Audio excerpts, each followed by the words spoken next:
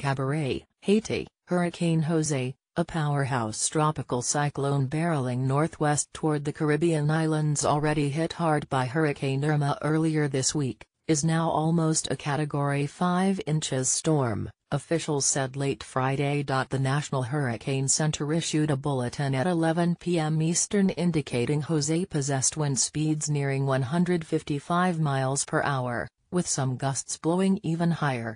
Though still a Category 4 system, some fluctuation in intensity, up or down, could occur overnight and on Saturday, forecasters said. A hurricane warning is in effect for Barbuda, Anguilla, St. Martin, and St. Barthélemy, also known as St. Bart's.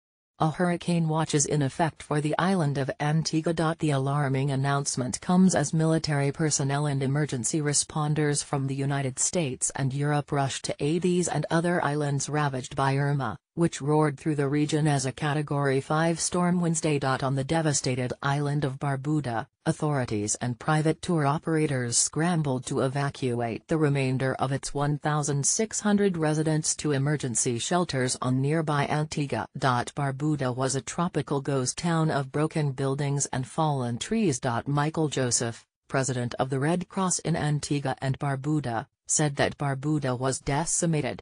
It's uninhabitable. I would literally say that 100% of the infrastructure is gone. Light, water, communication, it's a total blackout, said Joseph. There was only one fatality on the island, a 2-year-old boy identified Friday as Carl Jr. Francis.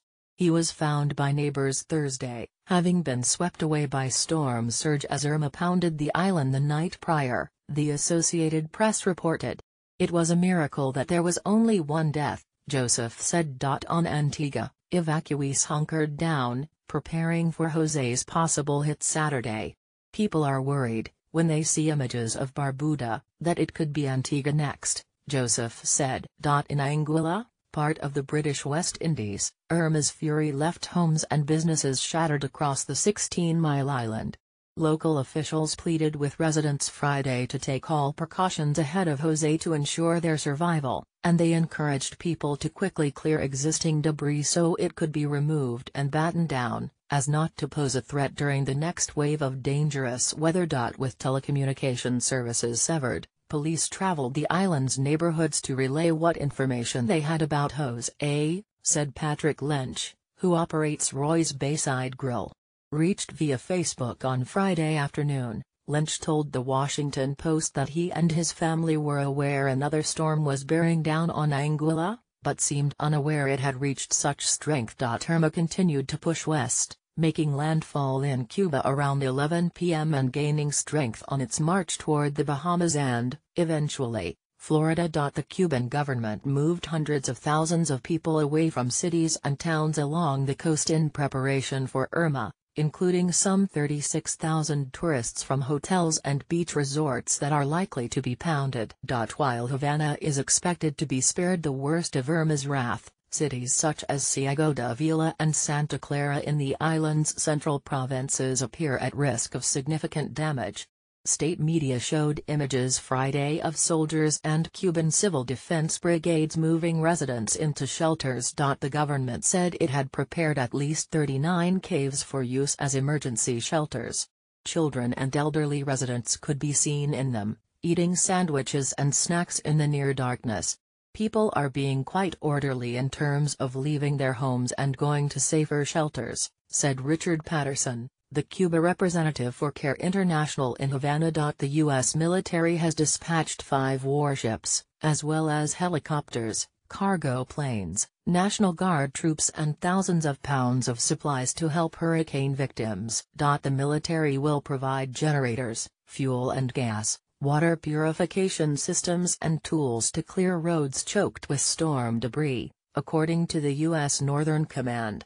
The Army Corps of Engineers sent teams to U.S. territories to help restore electricity, and National Guard personnel were activated to help with evacuations and search and rescue efforts.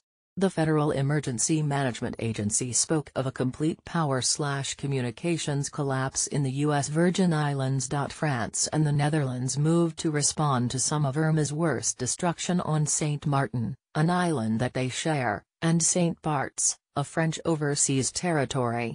The French government deployed 455 police, military and other personnel on Friday, with double that number expected by Saturday. The presence was partly to restore public order and combat a wave of looting.